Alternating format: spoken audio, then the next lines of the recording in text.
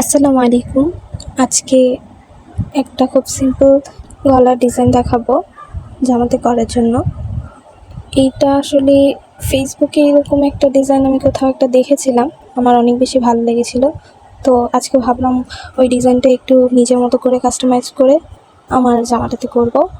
এই জামাটা আসলে খুব বেশি দিন পরা হবে না আমার, যেহেতু পুরনো একটা জামা, তাই খুব সিম্পলভাবেই কাজটা করতে চাচ্ছিলাম।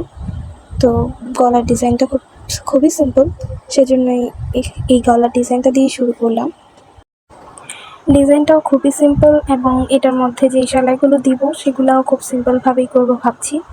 তো আগে ডিজাইনটা ভালো করে এঁকে নিই, তারপরে সেলাই কাজটা করতে হবে। সেলাই কাজ করার জন্য অবশ্যই ডিজাইন খুব সুন্দরভাবে করতে হবে, না হয় কাজটা করার সময় পরে ঝামেলা পোহাতে হয় অনেক বেশি। এটা আমার কলেজ ড্রেসের জামা, আসলে এটা নতুনই ছিল, পরা হয়নি খুব বেশি একটা, তো ফেলে দিব বা পরে থাকবে এটা আসলে, সেজন্য ভাবছিলাম কিছু একটা কাজ করে ফেলি, তাহলেই তো পরা যাবে। তো আমি প্রথমেই কিছু বর্ডার লাইন এঁকে নিলাম, তার মধ্যে হালকা পাতলা কিছু কাজ করে নেব আসলে। তো আমি এটাকে ডাবল বর্ডার করে নিচ্ছি, প্রতিটাতেই 3টা করে বর্ডার লাইন এঁকেছি।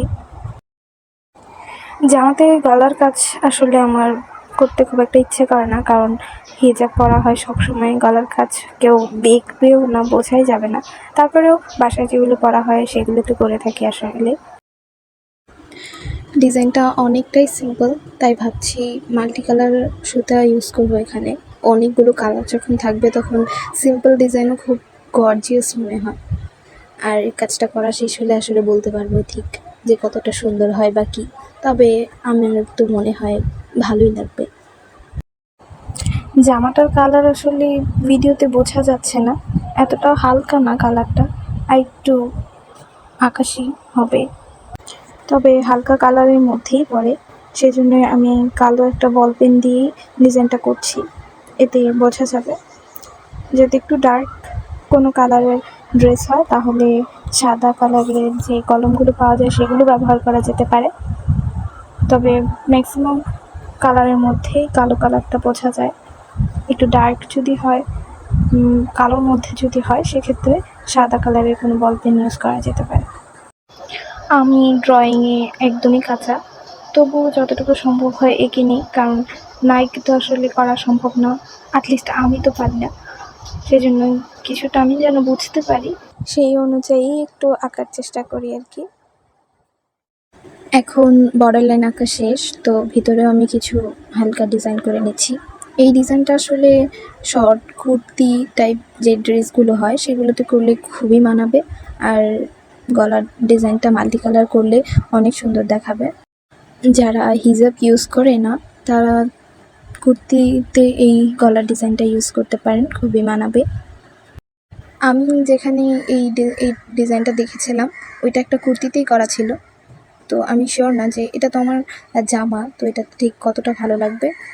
তারপরেও আমি আগে গলার ডিজাইনটা করব, তারপরে ভেবেচিন্তে দেখব যে নিচেও কাজ করা উচিত কি না। যদি মনে হয় ভালো লাগছে না তাহলে নিচেও কিছুটা কাজ করে ফেলবো। তো প্রথম বর্ডারটা ভেতরে কাজ করা শেষ, পরেরটাতেও আমি কিছু এঁকে নিচ্ছি, ক্রস টাইপ ডিজাইন দিচ্ছি।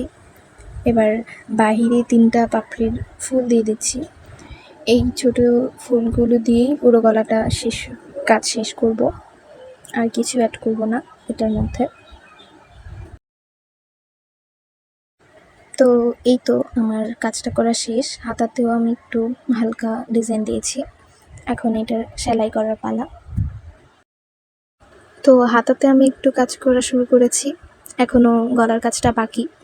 গলার কাজটা করা হলে সেটার ভিডিও আপনাদের সাথে শেয়ার করব ইনশাল্লাহ। আর ভিডিওটা যদি আপনাদের ভালো লাগে তাহলে অবশ্যই আমার চ্যানেলে একটা সাবস্ক্রাইব করবেন এবং ভিডিওটা সবার সাথে শেয়ার করবেন। আজকের জন্য এখানেই বিদায় নিচ্ছি। আল্লাহ হাফেজ।